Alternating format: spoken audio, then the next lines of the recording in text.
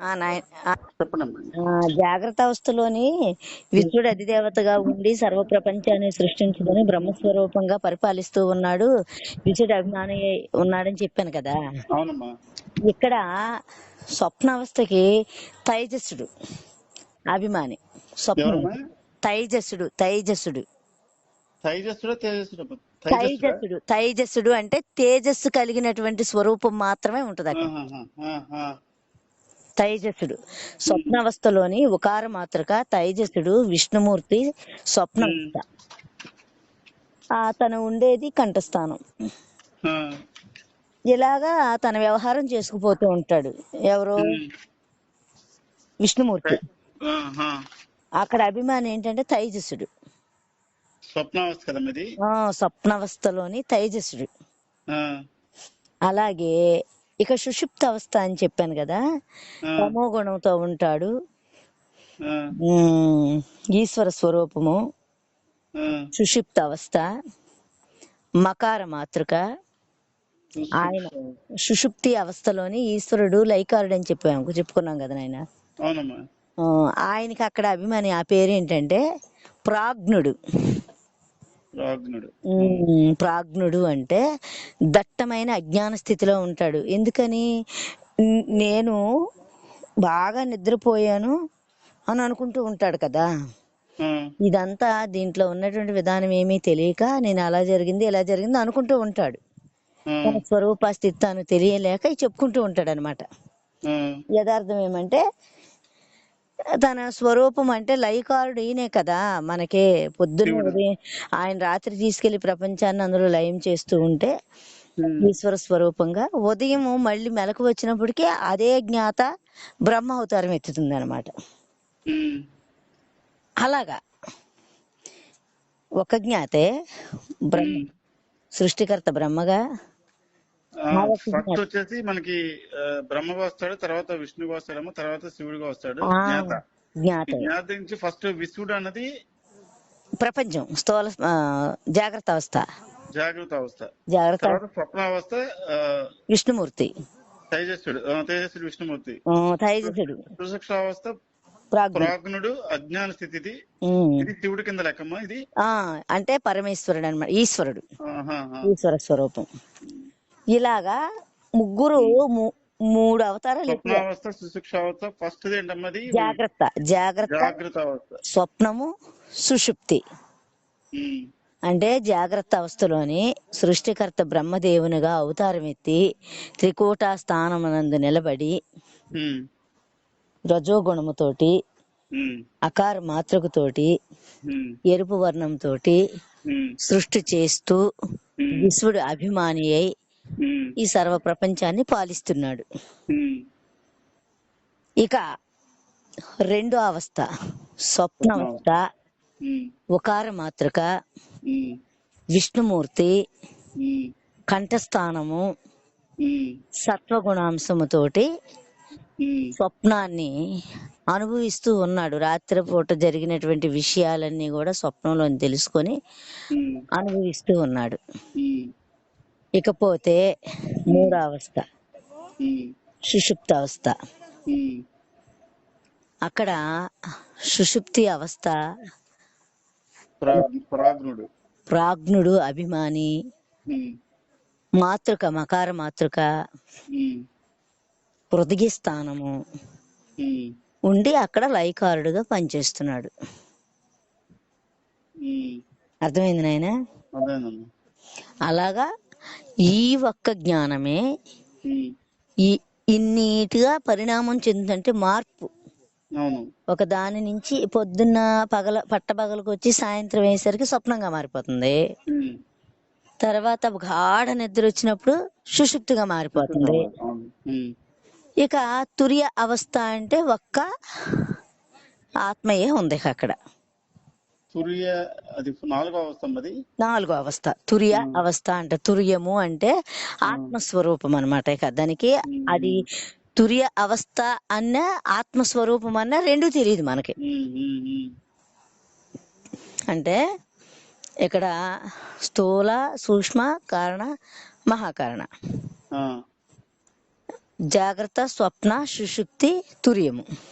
ఉమ్, అలాగే అకార, ఉకార, మకార, అర్ధమాతృక ఉమ్, మాతృకలు. ఉమ్. అంటే ఈ పేర్లను గుర్తు పెట్టుకుంటారని చెప్తున్నాను ఆయన. ఆ, అర్థమైంది నాయన? స్థూల సూక్ష్మ కారణ మహాకారణం. స్థూల, సూక్ష్మ, కారణ, మహాకారణ, అకార ఉకార. మకార, అర్ధమాతృక. ఆ, అలాగే జాగ్రత్త, స్వప్న, సుషుప్తి, తుర్యము. ఓకే అమ్మా, ఈ 4 అవస్థలు అవి. 4 అవస్థలు, 4 మాతృకలు, 4 శరీరాలు. ఉమ్, అవి ఉండే చోటు ఏంటంటే అదే భ్రూమధ్య స్థానం అంటే త్రికూట స్థానము, ఉమ్, అలాగే కంఠస్థానము, ఉమ్, అలాగే హృదయ స్థానము, ఉమ్. లోపల కమల కర్ణికా స్థానం. కమలకర్ణిక స్థానం. కమలకర్ణిక స్థానం అంటే మహాకారణం. మహాకారణం. ఉమ్, ఇలాగా 4 మాతృకలు, 4 అవస్థలు, 4 శరీరాలు, 4 స్థానాలలో ఉంటూ ఈ జ్ఞాత అనేక రకాలుగా మార్పిడి చెందుతూ ఉందన్నమాట. ఉమ్, ఇది ఒక్కటే. ఉమ్, ఎన్ని లేవు కదా అంటే అది మీరే. ఉమ్, అది మీ జ్ఞానమే మీకు తెలియకోకుండా ఉమ్, ఇన్ని పనులు చేస్తూ ఉంది. ఉమ్, ఇప్పుడు మీరు అది తెలుసుకుందామని ఇది స్థితి ఎలాగని గురువు గారి దగ్గరికి వచ్చారు. ఉమ్, ఇప్పుడు గురువు గారు ఏంటంటే మీ స్థానాలు, మీ మరుగులు, మీ మర్మాలు, చేసే పనులు, ఇది ఉండే అన్నిటినీ ఎరుగు చెప్తున్నారు. కాబట్టి దీన్ని నిదానంగా మనం అవగాహన చేసుకుంటే ఉమ్, కొన్ని రోజులకు అది మనకు దొరుకుద్ది అనమాట. మనకు దొరకడం అంటే ఏంటి? మనకి అనుభవానికి రావడమే దొరకడం. మనకు అనుభవానికి వచ్చి ఓహో ఈ స్థానం నేనై ఉన్నానా అంటే ఇది నా చరిత్రే కదా అనేది స్థితికి వచ్చే వరకు కూడా దీన్ని మనం ఎలా స్మరణ చేస్తూ ఉంటే ఏదో ఒక రోజున మనకు అనుభూతి కలుగుద్ది.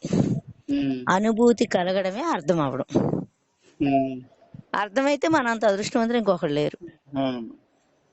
అంతే కదా నాయన? ఇక 1,000,000 మందిలో ఉన్నది ఒక్కడమే. అంత ఆనందం, బ్రహ్మానందం, పరమ సుఖం.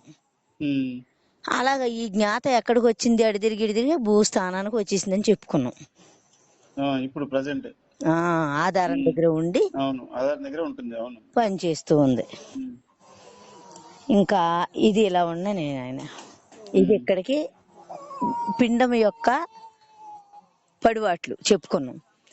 అంటే పిండము ఎలా తయారైంది, పంచభూతాలతోటి ఎలా ఇంద్రియాలైంది, ఆ ఇంద్రియాల్లో ఈ ఆత్మ ఏ అవస్థల్లో ఎలా పనిచేస్తుంది, ఆ పనిచేసేటప్పుడు ఏ స్థానాల్లో ఉంటుంది, ఏ స్థానాల్లో ఉండి ఏ రూపంగా అవతరిస్తుంది, ఏ గుణాలు కలిగి ఉంటుందని ఇప్పుడు చెప్పుకున్నాం మనం. అంటే ఇది పిండము యొక్క స్వరూపం. పిండము అంటే ప్రపంచంలో ఒక వ్యక్తి అని అర్థం. ఒక మనిషి వ్యక్తి అంటారు ఒక్కళ్ళని. వ్యష్టి వా కింద యావత్తు వ్యష్టి. ఒక మనిషిని వ్యష్టి అంటారు. నలుగురు కూడితే సమిష్టి అంటారు. నలుగురు ఉన్నటువంటి వారిని సమిష్టి అంటారు. వ్యష్టి అంటారు. అంటే ఇప్పుడు ఒక్కళ్ళ గురించి తెలుసుకున్నాం మనం. అంటే చిన్న సందేహం చెప్పండి అయ్యా. అమ్మా, ఇక్కడ మనం ఇప్పుడు నలుగురు ఉంటే సమిష్టి అంటున్నారు. ఇక్కడ మీరు అవునాయన ఒక్కళ్ళే అంటే వ్యష్టి అన్నారు. అక్కడ మనం పంచకాలు చేసినప్పుడు సగభాగాన్ని సమిష్టి అన్నాము, ఒకటే ఉంది అది. అవును. 4 చేసిన దాన్ని ఏమో ఎస్టీ అన్నాము. అవును. ఇక్కడ దీనికి దానికి అంటే అర్థమైంది నాయన. అంటే 4 భాగాలుగా విడిపోయినప్పుడు వ్యష్టి అయిపోయింది. ఒకటి ముక్కలో ఒక్కొక్కటిగా అయిపోయింది. ఆ 4 భాగాలు కలిసి ఉన్నప్పుడు అది సమిష్టి అయింది. అంటే మీరు ఏమనుకుంటున్నారంటే సగభాగం వ్యష్టి కదా అనుకుంటున్నారు. అలా కాదు. ఆ సగభాగం 84 లక్షల జీవరాశుల్లో అమరిందిగా. సగభాగము 84 లక్షల జీవరాశుల్లో అమరింది.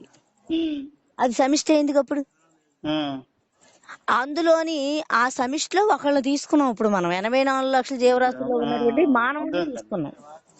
అదే. అర్థమైంది నాయనా. ఉమ్. ఇప్పుడు మన మానవ యొక్క జీవుని యొక్క చరిత్ర చెప్పుకున్నాం ఇప్పటి వరకు. అవునమ్మా. అంటే ఈ ప్రపంచంలో ఒక జీవిని మాత్రం విచారణ చేసాం. ఉమ్. ఇక ఇప్పుడు ప్రపంచం ఎలా పుట్టిందో చెప్పుకుందాం. ఉమ్. బ్రహ్మము నుండి అవ్యక్తము ఉమ్. అంటే అక్కడ ఏమన్నాము, ఆత్మ నుంచి ఆకాశం అని చెప్పుకున్నాం కదా. అవును. ఇప్పుడు ఇక్కడ ప్రపంచ ఉత్పత్తి కాబట్టి ఉమ్. అంతటా ఆ ఆత్మ సమిష్టి ఆత్మని బ్రహ్మము అన్నాం. ఉమ్. అన్ని జీవుల్ని లెక్కేసుకొని సమిష్టి ఆత్మ. ఇప్పుడు ఆ, సమిష్టి ఆత్మ పేరేంటంటే బ్రహ్మము. బ్రహ్మం. ఉమ్. బ్రహ్మము నుంచి అవ్యక్తము. బ్రహ్మం నుంచి అదే. అవ్యక్తము అంటే ఇప్పుడు తండ్రి గర్భం నుంచి వచ్చినటువంటి జీవకణం తల్లి గర్భంలో ప్రవేశపెట్టినప్పుడు అది కణమే కదా. ఉమ్. అది వ్యక్తం కాలేదు, అవ్యక్తంగా ఉంది. ఉమ్. అంటే దాంట్లోనే అన్నీ ఉన్నాయి. ఉమ్. తను ఉంది, ఇంద్రియాలు ఉన్నాయి, మనసు ఉంది, అలాగే తన జీవితం ఉంది, అలాగే ఈ బ్రహ్మాండం అంతా ఉంది, ఉమ్. అలాగే తన భార్య ఉంది, కొడుకు అయితే మరి పిల్లలు ఉన్నారు, అలా తన వంశం అంతా ఉంది. ఏది ఒక్క ఆత్మ. ఇప్పుడు మీ పిల్లోడు పుట్టక మునుపు చిన్న కణం. అవునమ్మా. ఆ కణము తల్లి గర్భంలో ఉన్నప్పుడు అది కణమే. ఆ కణంలోనే పేగులు, ఎముకలు, నరాలు, రోమాలు సమస్తము, తనువు యొక్క ఇంద్రియాలు, తనువు యొక్క విధానం అంతా ఆ కణంలో ఉంది. ఉమ్. ఆ కణమే పెరిగి పెరిగి పెరిగి పెద్దదయ్యి తల్లి గర్భంలో పడిన తర్వాత ఆ శోణితాన్ని బయటికి పోనీకోకుండా దాని చుట్టూతో సాలిగుడిలా గల్లుకొని ఆ ముద్దని, ఆ నెత్తుటి ముద్దని బయటికి పోనీకోకుండా కండరంగా తయారు చేసుకుంది బాడీగా. ఉమ్. ఏది తండ్రి గర్భం నుంచి వచ్చినటువంటి ఆ చిన్న కణం. ఉమ్. ఆ కణం అలా తయారు చేసుకొని అందులో ఇంద్రియాలు, పేగులు మొత్తం సమస్తం ఉమ్. అన్ని తయారైపోయింది అందులోని. ఉమ్. అవునా? ఉమ్. అలాగా ఈ ఆత్మ ఒక్క ఆత్మయే ఉండి అందులో ఇవన్నీ రెడీ చేసుకుంది. అలాగే ఉమ్. ఈ ఆత్మకణం ఎలాగైతే అన్ని తయారు చేసుకుందో అలాగే అవ్యక్తము అంటే ఒక బీజం. బ్రహ్మము నుంచి అవ్యక్తము అంటే అవ్యక్తం కానటువంటి దానికి మనం పేరు పెట్టుకుందాం, మనసు అనుకోండి. అవ్యక్తం అంటే మనసు అనుకోవచ్చమ్మా. మనసు అంటే మనసు నిద్దట్లో అణిగినప్పుడు మనకి ప్రపంచం కనబట్టలేదు కదా నాయన. అవునమ్మా. ఆ మనసు బయటకు వచ్చినప్పుడు మళ్ళీ సర్వాన్ని పట్టుకొని వస్తుంది. అంతే కదా. హలో, చెప్పండి. బయటకు వచ్చినప్పుడు మళ్ళీ సర్వ ప్రపంచాన్ని పట్టుకొని వచ్చేస్తుంది కదా. అప్పుడు అవ్యక్తంగా ఉంది. అర్థమైందమ్మా. పోయినసారి చెప్పారు కదా, నాకు ఇప్పుడు గుర్తొచ్చింది అది. అంటే బాబు బయటకు వచ్చినప్పుడు ఆ చేతులు పట్టుకుని ఏడుస్తూ వస్తాడు. అంత ముందు వరకు బాగానే ఉంటాడు లోపల. బ్రహ్మము నుండి అవ్యక్తము, అవ్యక్తము నుంచి మహత్తు అంటే ఈ మనసు ఉత్పన్నమైన తర్వాత మనకి తెలివి వచ్చిన తర్వాత 3 గుణాలు కలుగుతాయి. అంటే ఏ గుణాలు? సత్వ, రజో, తమో గుణాలు అన్నాం కదా. అంటే గబుక్కుని పడుకొని లేచిన, అమ్మో టైం అయిపోయింది, ఫలానా పని ఉంది, ఈ పని చెయ్యాలి అంటే అది పూజ పని అవని, లేకపోతే వ్యవహారికంగా మనకి కుటుంబాన్ని పోషించుకో పని అవనండి, లేదంటే ఎవరైనా ఫ్రెండ్ రమ్మనని బలదుర్గ తిరగడానికి తమో గుణాంశం అవ్వాలి. ఇలా 3 గుణాల సారాంశమే మహత్తు. బ్రహ్మము నుండి అవ్యక్తము, అవ్యక్తం నుంచి మహత్తు కలిగిన తర్వాత మహదహంకారం కలిగింది. మహదహంకారం అంటే అమ్మో నాకు ఆ పని ఉంది, అమ్మో నాకు ఈ పని ఉంది, నేను అటెళ్ళాలి, నేను ఇట, ఇలా. మహత్తు తర్వాత మహదహంకారం, నేను నేను నేను అనే అహంకారం. అంటే నేను అటు వెళ్తున్నాను, నేను ఇటు వెళ్తున్నాను, నాకు ఆ పని ఉంది, నాకు ఆ పని, ఈ పని ఉందని చెప్పడం. 3 గుణాలు కలిగిన తర్వాత ఇంట్లో తల్లిదండ్రులు ఎరా ఎక్కడికి వెళ్ళావరా అంటే, నాకు పని ఉందమ్మా, నేను అటు వెళ్తున్నానమ్మా, ఇటు వెళ్తున్నానమ్మా అంటాడు కదా. అవును. అది అహంకారం. తర్వాత ఇక బీజాలు, శక్తులు, తన్మాత్రలు అంటారు. ఇక అవన్నీ ఇంక వేరే, అవన్నీ మీరు పుస్తకం చెప్తాను, దాని వరుస క్రమం తెలుసుకుందరు. అంటే పంచశక్తులు, పంచబీజాలు, ఇలాగా ఔషధులు, అన్నము, జగత్తని దానికి చెప్పుకున్నాం. అయితే ఇప్పుడు ఇందులోని ఈ 3 గుణాల అంశంలో నుంచి అవ్యక్తంగా మారిపోయిన మనసు వ్యక్తమైనప్పుడు 84 లక్షల జీవరాశులు అనే ప్రపంచాన్ని పట్టుకొని వచ్చింది కదా. ఆ ప్రపంచంలోని 84 లక్షల జీవరాశులు మీరు ఒక జీవి కదా. అవునమ్మా. అవును. మీరు ఒక జీవి అంటే అదంతా ఎవరి సృష్టి? ఆ బ్రహ్మము అంటే పరమేశ్వరుడు. ఉమ్, అంటే సమిష్టి అంటే ఈశ్వరుడు, ఉమ్, వ్యష్టి అంటే జీవుడు. ఉమ్, ఈ ఈ బ్రహ్మము నుండి వచ్చినటువంటి ఈ బ్రహ్మ సృష్టిలోనే అందులో మనం ఒక జీవిమి. ఉమ్, అంటే 84 లక్షల జీవరాశుల్లో ఒక జీవి మనం. ఉమ్. ఇంకెన్ని జీవులు అవునమ్మా, ఉన్నాయి? 83,99,999 జీవులు ఉన్నాయి ఉన్నాయి. ఇంకా ఉమ్, మనం పోగా. ఉమ్, అప్పుడు మనకే సంకల్పం కలిగింది, అసలు నేను ఎక్కడి నుంచి వచ్చాను, నేను ఎలాగున్నాను ఏంటని సంకల్పం కలిగినప్పుడు గురువు దగ్గరికి వచ్చారనమాట. ఉమ్, ఉమ్, అలాగా ఇప్పుడు ఈశ్వరుని యొక్క స్థూల శరీరం ఏంటంటే, ఇప్పుడు ఈశ్వరుడు ఎవరు? 84 లక్షల జీవరాశుల్లో ఉన్నటువంటి వాడు బ్రహ్మం, ఈశ్వరుడు ఆత్మ. అవునమ్మా, అవును. గుర్తుపెట్టుకోండి ఆయన. ఆ, ఇదే దీనికి స్థూల శరీరం ఏంటి? ఈశ్వరుని యొక్క స్థూల శరీరం ఏంటి? మన- ఆకాశమే శిరస్సు, ఆ, భూమియే పాదాలు, ఆ, కొండలు గుట్టలే ఎముకలు, ఉమ్, నదులే నాడులు, ఉమ్, చెట్లే రోమములు, ఉమ్, వాయువే ప్రాణశక్తి, ఉమ్. అగ్నియే జఠరాగ్ని. జఠరాగ్ని. ఆ, జఠరాగ్ని అంటే అన్నాన్ని ఆ, అరిగించేది. అవునమ్మా. ఆ, సూర్య చంద్రాదులే 2 కళ్ళు. ఉమ్, ఉమ్, ఉమ్, ఇలా ఉమ్, ఈశ్వరుని యొక్క స్థూల శరీరం. ఉమ్, అంటే ఈ సర్వ ప్రపంచ ఈ జీవులందరూ లోపల మనకి చిన్న చిన్న క్రిములు, కీటకాదులు అనేక రకాలైనటువంటి ఉంటాయి కదా నాయన, మన లోపల పురుగులు బుట్ట ఉంటాయి. అవునమ్మా. అలాగ ఈ జీవులందరూ స్థూల శరీరానికి అది అమ్మ, ఇది రికార్డ్ చేస్తున్నారు కదా మీరు? చేస్తున్నాను నాయన. ఆ. అమ్మ, నాకు ఇంకోటి, ఇది ఇప్పుడు 80 లక్షల జీవరాశులు అని అన్నారు కదా. ఉమ్. ఇప్పుడు 80 లక్షల జీవరాశులు అంటే 80 లక్షల రకాలు, అంతే కదమ్మా? అవును నాయన, 84 లక్షల రకాలు. ఓకే అమ్మా, ఓకే, అర్థం. ఆ అయితే ఈ ఈశ్వరుడు 84 లక్షల జీవరాశులు కూడాను ఈశ్వరుని యొక్క ప్రపంచం, అవును, ఈశ్వరుని యొక్క దేహం అన్నమాట అది. అవును. ఈ దేహం ఏంటంటే ఇప్పుడు చెప్పాను, ఆకాశమే శిరస్సు, ఆకాశం శరీరం, శరీరం మా భూమి పాదాలు, భూమి పాదాలు. ఇలాగా శిరస్సు ఆకాశం, ఆకాశం, భూమి పాదాలు, భూమి పాదాలు. అలాగే ప్రాణశక్తి ఏమో కొండలు గుట్టలు అవన్నీ కూడా ఎముకలు, ఎముకలు. నదులు అన్ని నాడులు. చెట్లు అవన్నీ కూడా నదులేమో రోమాలు, రోమాలు. రోమాలేమో చెట్లు, నదులేమో నాడులు. నదులు నాడులు. ఉమ్. వాయువు వచ్చేసి అది జఠరా- ప్రాణశక్తి, అగ్ని ప్రాణశక్తి, వచ్చి అగ్ని వచ్చి జఠరాగ్ని. జఠరాగ్ని. ఉమ్. ఇలాగా ఈ పంచభూతాలు, సూర్య చంద్రాదులేమో 2 కళ్ళు. సూర్యుడు చంద్రుడు 2 కళ్ళు. ఇలా ఈ ప్రపంచం అంతా కూడాను ఈశ్వరుని యొక్క స్థూల శరీరం. ఇప్పుడు మామూలుగా జీవుని యొక్క స్థూల శరీరము ఇది 24 ఇంద్రియాలతో ఏర్పడింది. అవునమ్మా. ఈశ్వరుని యొక్క శరీరం ఈ ప్రపంచం అంతటా. ఇక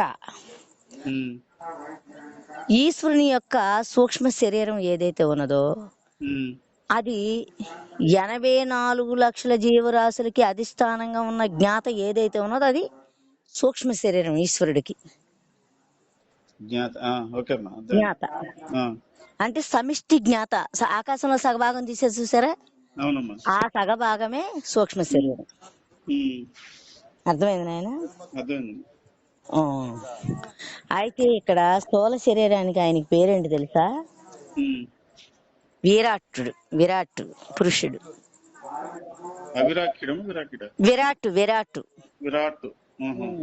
విరాట్ పురుషుడు అంటారు. అంటే స్థూల ప్రపంచానికి పేరు విరాట్ పురుషుడు.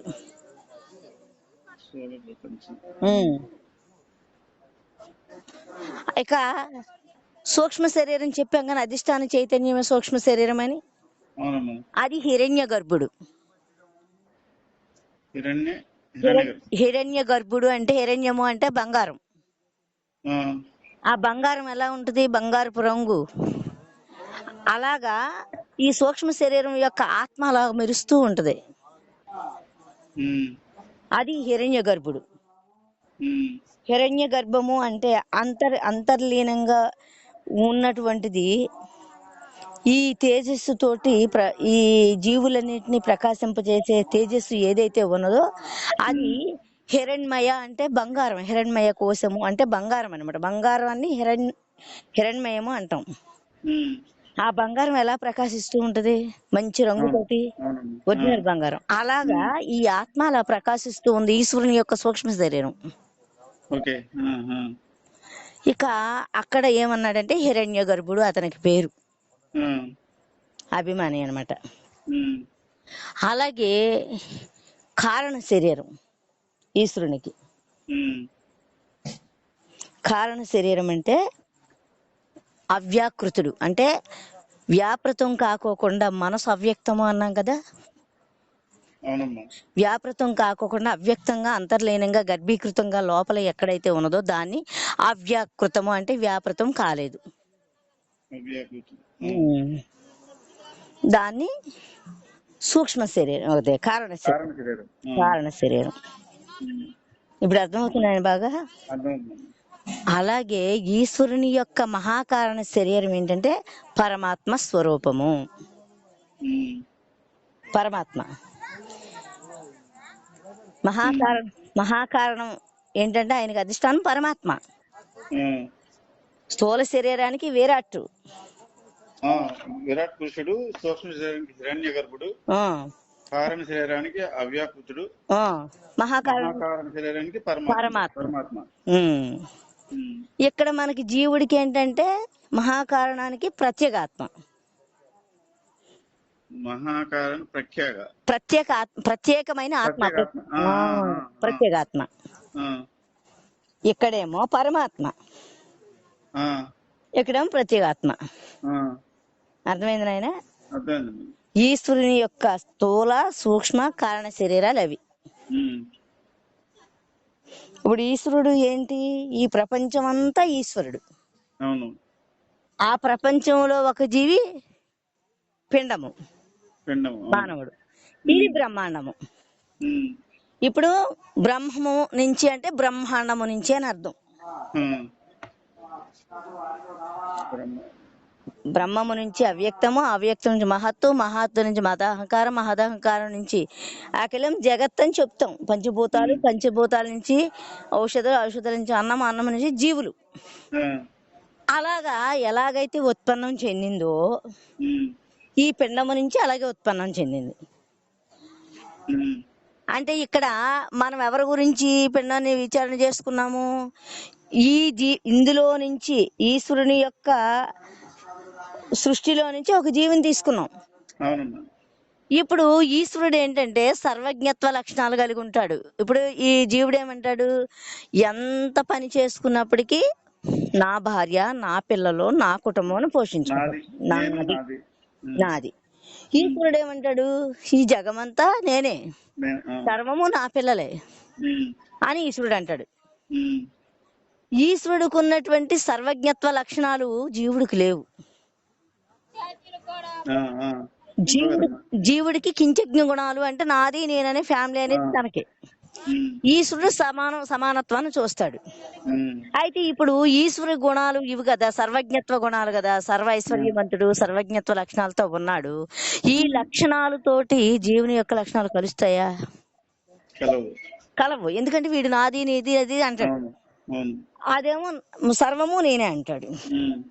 కలవు. కాబట్టి ఇప్పుడు ఏం చేయాలి? వీళ్ళిద్దరిని కలపాలి మనం. వీళ్ళిద్దరిని కలపాలంటే ఇప్పుడు ఏదైతే ఆత్మని పరమాత్మ స్వరూపం అని చెప్పుకున్నామో అది సమిష్టి జ్ఞాత ఈశ్వరుడిది. అంటే సమిష్టి జ్ఞాత 84 లక్షల జీవరాశుల్లో ఉన్నటువంటి జ్ఞాత ఏదైతే ఉన్నదో అది ఈశ్వర స్వరూపం, సమిష్టి జ్ఞాత. అర్థమైంది నాయన? సమిష్టి జ్ఞాత పరమాత్మ అనుకునేది ఈశ్వరుడు. మరి ప్రత్యేకమైన ఆత్మ అనేది జీవుడు, ప్రత్యేగాత్మ అన్నాం కదా. ఏది